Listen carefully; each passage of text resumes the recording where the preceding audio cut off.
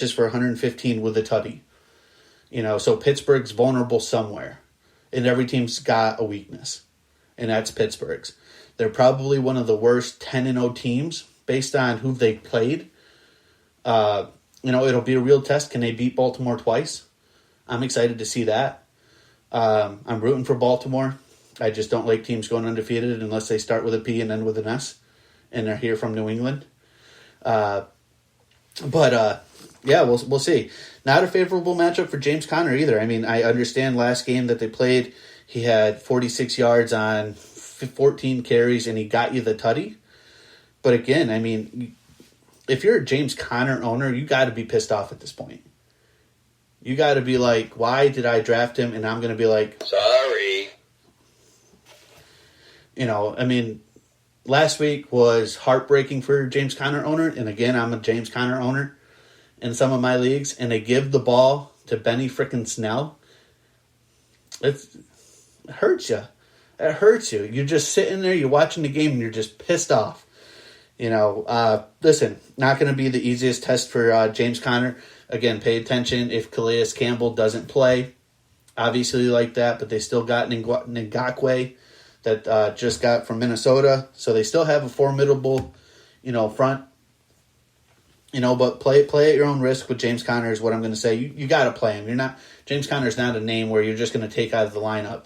Unless you're sitting there with a Derrick Henry, Ezekiel Elliott, Miles Sanders, or if you're going to play a wide receiver in the flex and you only got to play 2 running backs and you got like a Nick Chubb and a Alvin Kamara, then you can obviously consider sitting James. But if he's your RB2, you're playing him. You're still playing him because there's upside. You just hate playing for upside in fantasy. So Claypool, listen, this guy's been a steal all year. Solid play, 10 touchdowns in his last 10 games. He had 5 for 41 with a touchdown in his last game against Baltimore. I will say this, my only concern with playing Claypool is Deontay Johnson got hurt on the first series of that game last game.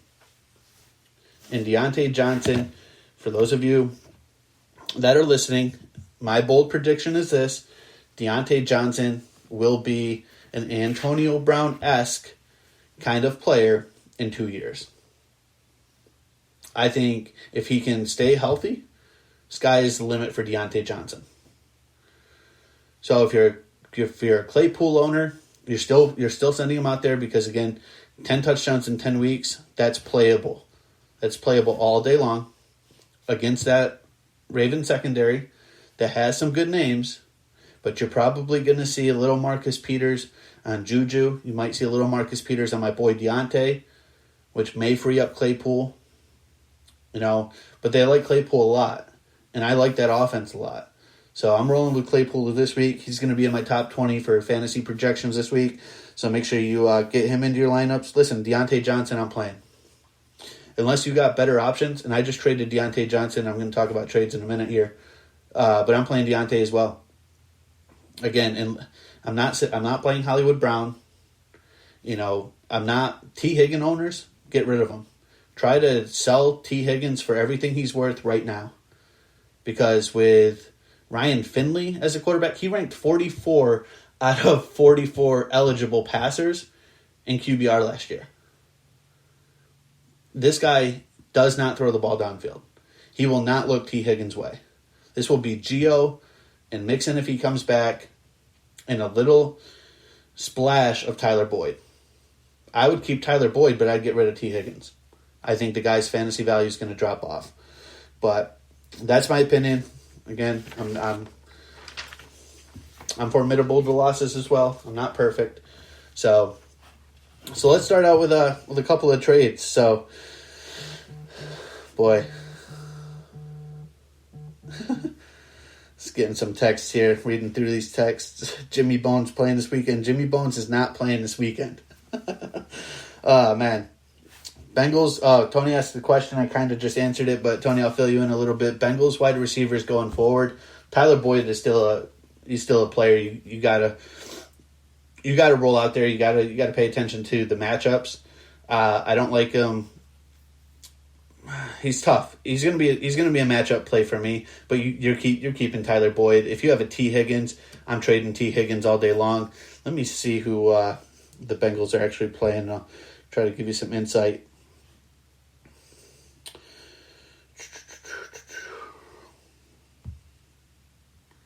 Let's see.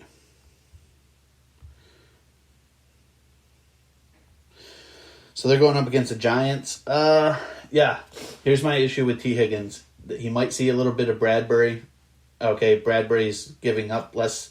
I think he's got like a 40% passer rating to wide receivers right now. Guy's a stud. What a resurgence in his career coming over from Carolina. But, yeah, T. Higgins, I think he's trade bait at this point. I think you try to sell him for everything that you can get for him. Unfortunately for you, you're in leagues where other callers are also listening. So if you getting rid of Higgins, you're going to have to find someone that hasn't listened to the show yet. If you even have Higgins. But Tyler Boyd is rosterable. He's playable. I actually would say Tyler Boyd is playable this week if you're asking. Giants give up. I got it right here.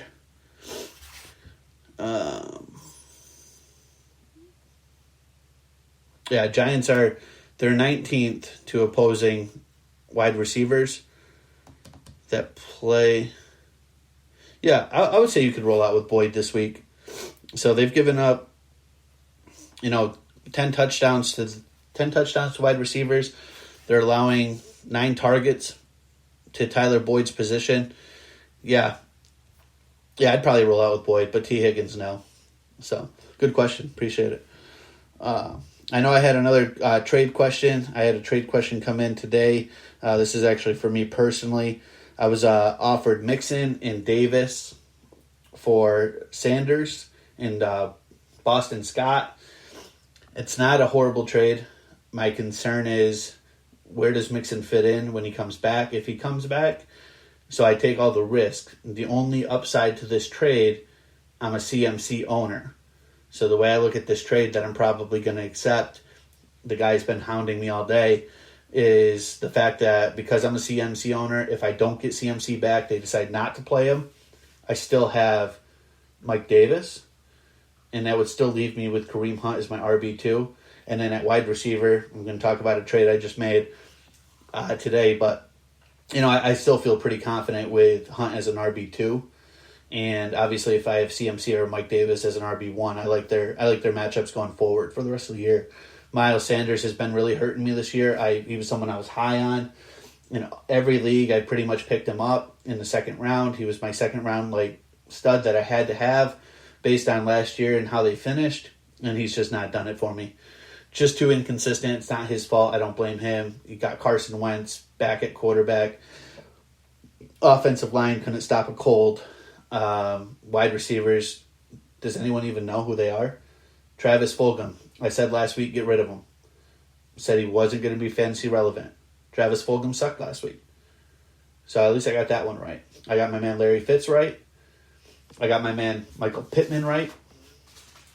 So, yeah. So, Scott, I probably will accept your trade. I appreciate it. I think it's a fair trade, so I'm actually looking forward to it. Waiver wire pickups real quick. So those of you that are in need to pick up some people off waivers this week for your fantasy matchups, real quick, my number one fantasy pickup, if you didn't believe me last week, start believing me now. Michael Pittman Jr. If he's on there, you better get him on your roster. All the guy has done in the last 2 weeks is perform.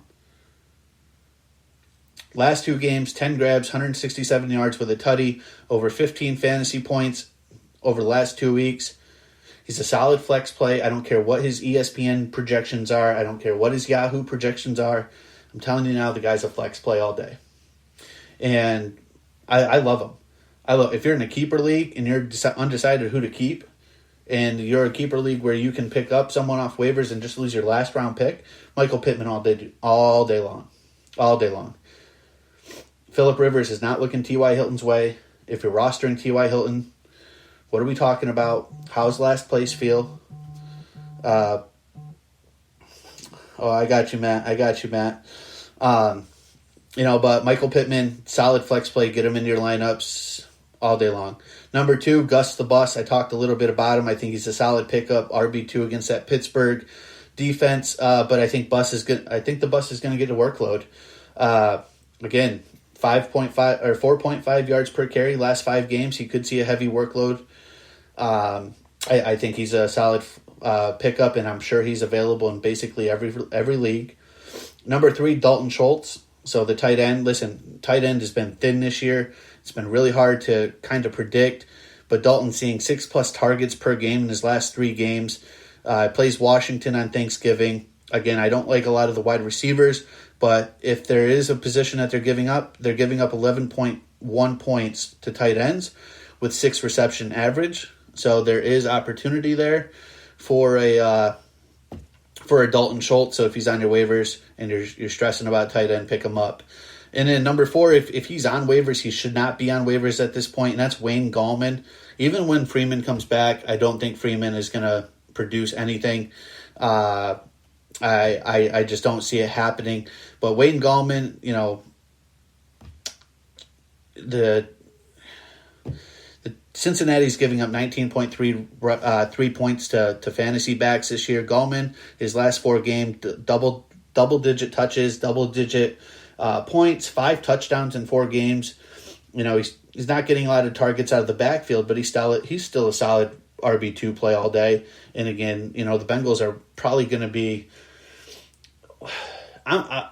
Even if you're streaming a quarterback, I'd go after Daniel Jones. I just think the Bengals, they know their season's in the crapper. Losing Burrow hurt them a lot. You got to play him. So that's where I see, those are my top 4 waiver wire pickups. Tomorrow you can check in and tune in, and we'll go through the move in and move out segment, who to move in and who to move out, who you're going to charge a roster fee to, and who you really like. I got a quick question in from my bro. What's my thoughts on telling the Laker Nation that on Dwight Howard telling the Laker Nation he's a Laker, and then he jumps ship to Philadelphia? Matt, what I would say about this is, who the hell is Dwight Howard? No. Listen, he got his championship finally after all those years in Orlando, and then with the Lakers, and then back to the Lakers with Houston for a little bit. I actually don't mind Dwight Howard. I it's kind of a bum.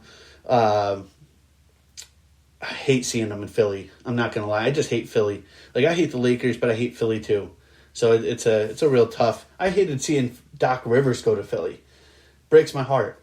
But yeah, what an asshole to tell the Lakers he's going to re-sign, and then he goes to Philly.